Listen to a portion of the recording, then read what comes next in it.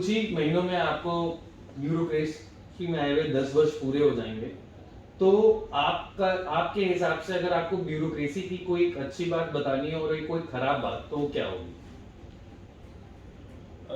अच्छी बात तो यही है कि अ, भारतीय ब्यूरोक्रेसी जो है एक बहुत ही शक्तिशाली संस्था है और हर एक कार्य चाहे वो कुछ भी अगर एक ठान ले। मैंने देखा है कोविड के समय मैं लखनऊ में था, उसके बाद मैं मेरठ में भी रहा। वो एक ऐसा दौर था जो मुझे नहीं लगता कि अ, किसी भी व्यक्ति ने कभी उसका एक सपना भी देखा होगा कि ऐसे दौर से हम गुजर सकते हैं। और उस समय कहीं ना कहीं बड़ी एक निराशा पूरे हर जगह थी कि कैसे हम इस समस्या का भी समाधान करेंगे। लेकिन उस समय मैंने देखा कि किस प्रकार से एक अच्छी लीडरशिप के तहत हम लोगों ने, हमारी ब्यूरोक्रेसी ने, हमारे पूरे तंत्र ने बहुत ही मेहनत से कोरोना वायरस की रोकथाम के लिए और उसको उसके साथ लड़ने के लिए एक अच्छा कार्य किया। तो ये एक बहुत ही शक्ति है मुझे लगता है ब्यूरोक्रेसी की, भारतीय ब्यूरोक्रेसी की, कि अभी भी बहुत ही एक जिसे आयरन स्टील फ्रेम या स्टील फ्रेम ऑफ इंडिया देश का कहा था हमारे पहले गृह मंत्री जी ने, तो वही आज भी मैं देखता हूँ। जो बुरी चीज़ है, कभी कभी ये महसूस होता है कि हम लोग, जैसे मैंने बताया, बहुत सारे नियमों से बंधे होते हैं। ब्यूरोक्रेसी में रहते हुए कभी कभी ऐसा लगता है कि एक फ्रीली हम लोग ओपिनियन को उस प्रकार से एक्सप्रेस नहीं कर सकते। कई चीज़ें हम लोग ऐसी देखते हैं जो शायद जिसके बारे में हम एक्सप्रेस करना चाहें लेकिन काफ़ी नाप तोल कर उसको एक्सप्रेस करना पड़ता है। ये कहीं ना कहीं ये लगता है कि इसको अब आज की डेट में जिस प्रकार से हम एक बड़े ही एक्सप्रेसिव सोसाइटी में रह रहे हैं, सोशल मीडिया का ज़माना है, हर व्यक्ति अपनी ओपिनियंस को एक्सप्रेस कर रहा है, तो ऐसे में जो ब्यूरोक्रेसी है उसका भी एक बहुत ही रिच एक्सपीरियंस होता है।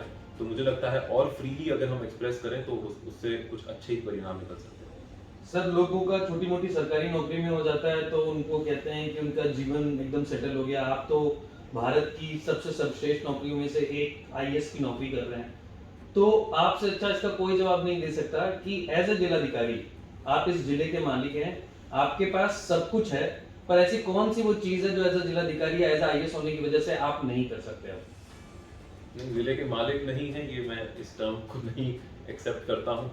जिले का मालिक जो है वो तो जो जनता है और पूरा जो जिले के लोग हैं वही हैं।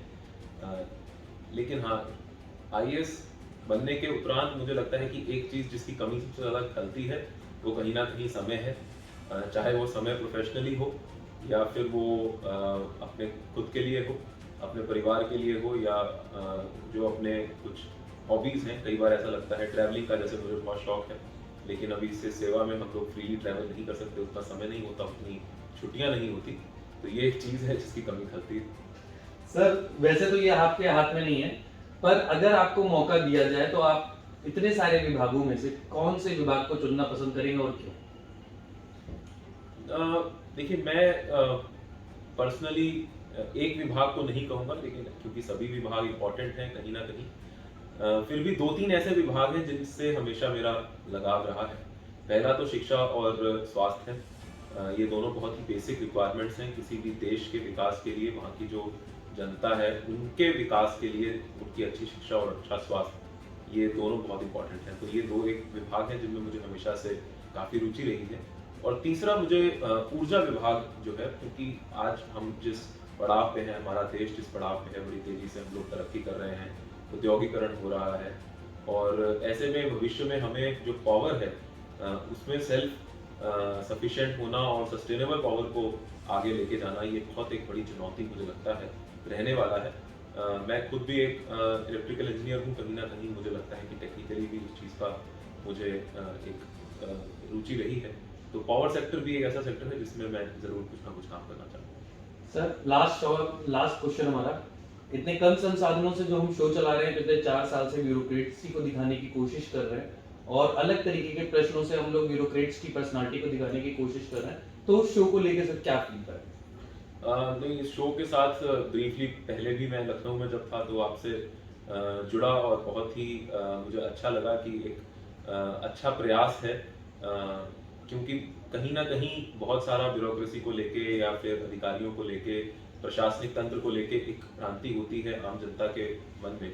अच्छी भी हो सकती है, बुरी भी हो सकती है, कुछ लोग सोचते हैं कि एक बहुत ही फूलों का सेज है और कुछ लोग सोचते हैं कि बहुत ही गलत धारणाएं भी होती हैं। तो मुझे लगता है कि आज इस शो के माध्यम से आप जो है कहीं ना कहीं एक ब्रिज कम कर रहे हैं, लोगों को जानने का मौका मिलता है और ये बहुत बड़ा ही सुंदर प्रयास है और मैं शुभकामनाएं देता हूँ भविष्य में भी इसको और आप आगे लेकर जा पाएं। Thank you so much sir.